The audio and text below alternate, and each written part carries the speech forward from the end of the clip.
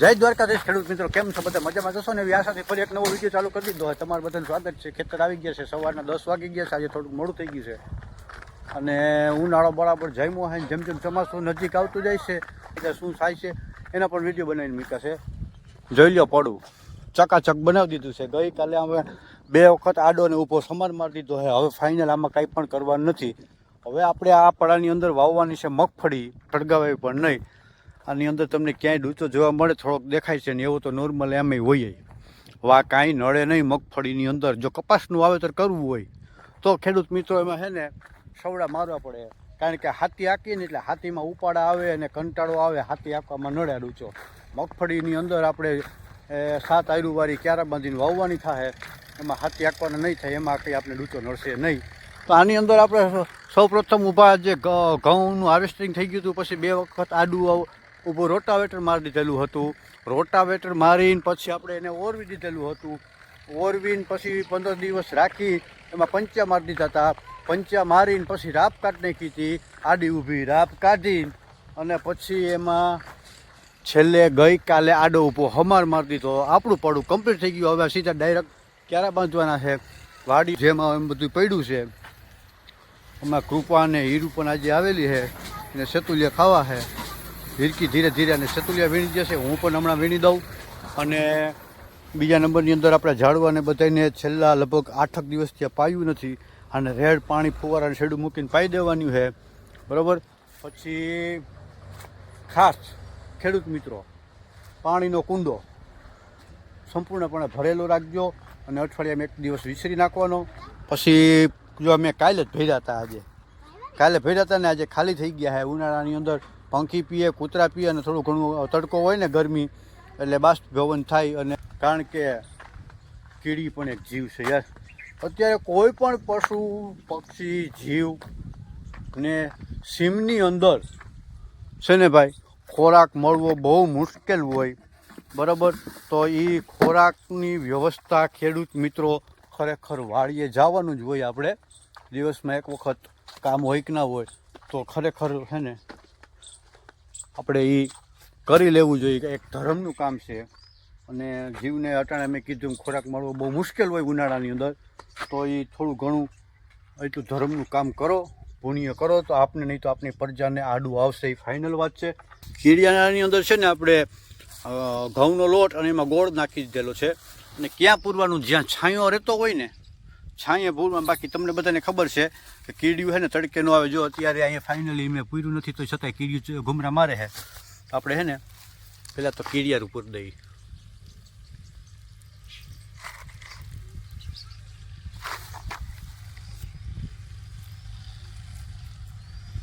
કીડિયારું પૂરી દીધું. હવે આપણે પક્ષીની ચણ જે ચોખા છે, ચોખા, બાજરો, ઘઉં ગમે હાલે.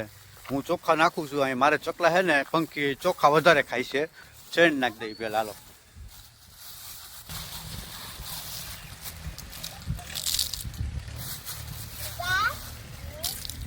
હાલો અહીં ઊભી ઊભી સેતુલિયા. હા ચડે સેતુલિયા મળે.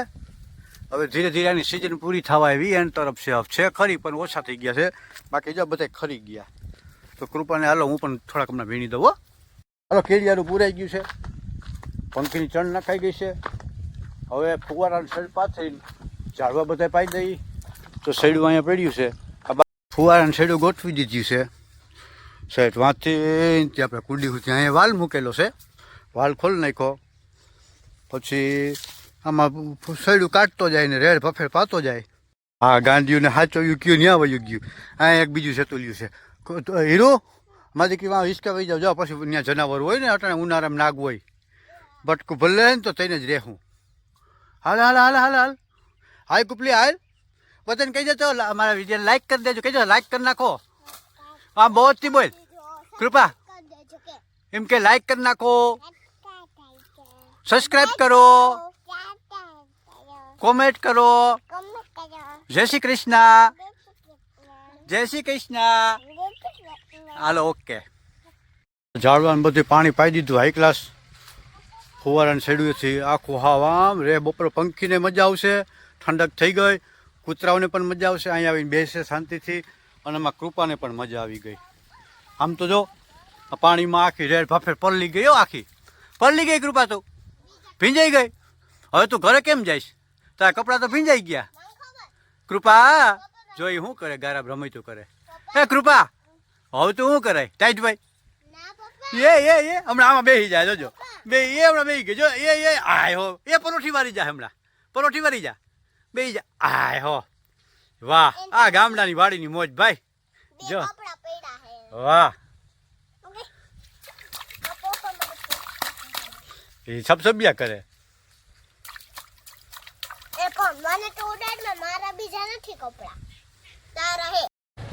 બધે પાણી પાઈ દીધું, પંખીને ચણ નાખી દીધી, કુંડિયા ભરાઈ ગયા છે. છોકરી પાછળ સેતુલી આંબા વર્ગી ગયું છે. અને આપણે થોડુંક વિડીયોનું એડિટિંગ કરવાનું છે, એડિટિંગ કરી લઈ.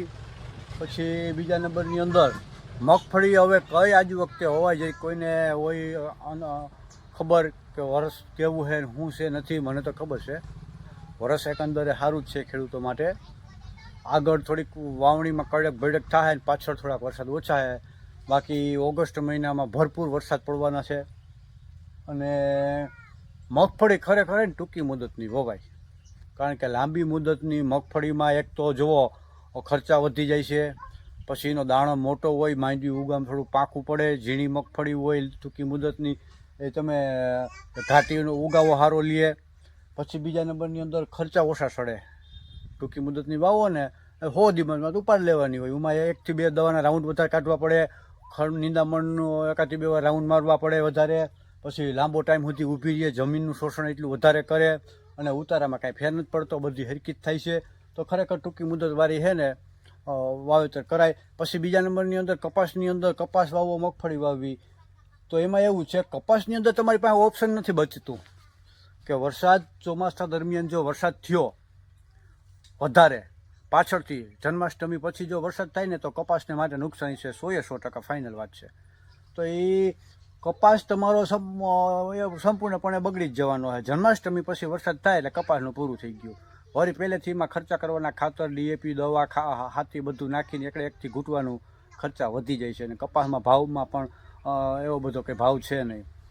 તો કપાસની અંદર મેન વાત કરું તો બીજું કોઈ ઓપ્શન નથી રહેતું. કપાસ તમારો બગડી ગયો, ઉપાડવામાં લેટ થાય, નીકળવામાં પડું ખાલી થવામાં વાર લાગી જાય છે. ઘઉં સિવાય કોઈ વિકલ્પ ના રહીએ. મગફળીમાં તમારી પાસે ઘણા બધા વિકલ્પ રહીએ.